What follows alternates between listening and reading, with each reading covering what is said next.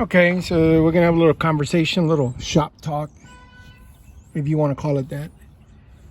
So, oops, sorry about that. This is not the starter in question. This is just a starter that I have laying around. It's no good. It actually shorted out. And I'm working on a video. I'm trying to think if I'm going to do it or not because it's a lot of work. And then the topic on that video is going to be resistance.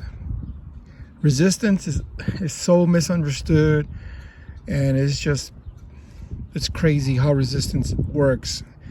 In certain situations, it means one thing. In other situations, it means something else. But anyway, getting off topic, let's get back on topic. So we had a call out for a no start. So we go out there and it's at a shop and they tell us a story.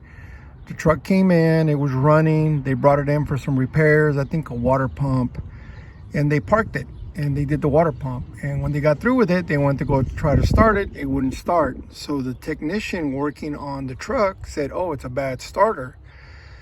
And they called the owner, and the owner said, oh yeah, we've kind of had situations where we got to jump start it or we got to bump it, you know, whatever. So they went ahead and they approved the starter replacement. So the technician goes to go remove the starter, and the reason I have this starter out is because anybody that's done these kind of starters knows there's always that one bolt on the inside that's super hard to get out. The other two, you know, they usually, for whatever reason, they come out pretty good. But this one right here, sometimes they get really tight. And I don't know if it's because of the location closest to the block or what, but for whatever reason, this bolt gets really tough. Well, they had two bolts break. And so they got the starter out. They broke two bolts. They tried to get the bolts out. And they had problems. They had to put a rear structure. And if you're going to do a rear structure, guess what you get to do? You get to drop the transmission. And then if you're going to drop the transmission, you might as well go ahead and do a clutch if it has any amount of mileage on it, which they did all the above. They dropped the transmission, they put a clutch, pressure plate, resurfaced flywheel, new rear main seal, new rear structure cover. And while they were at it, they did the oil pan. So they put it all back together. Guess what? It did the same thing. Turns out that they were having a voltage drop issue to the main battery cable.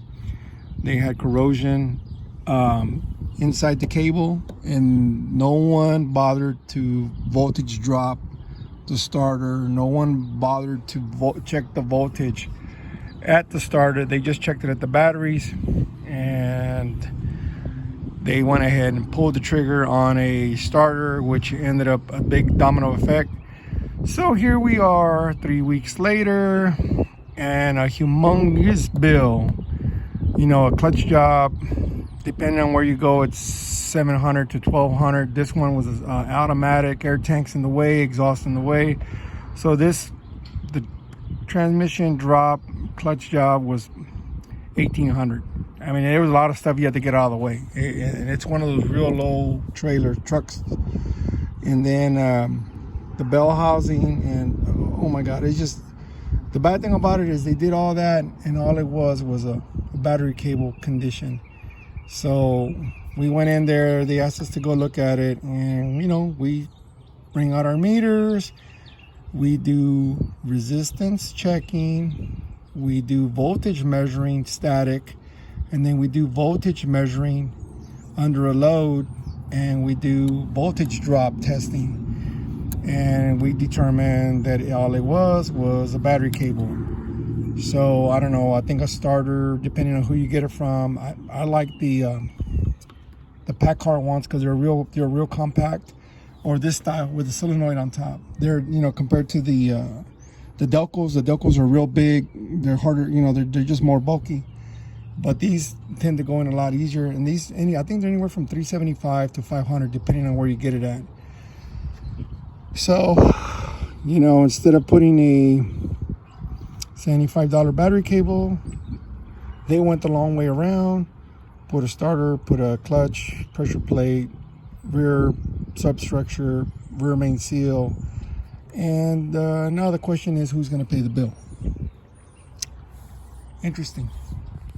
Anyway, point here is double check, triple check, and test, don't guess.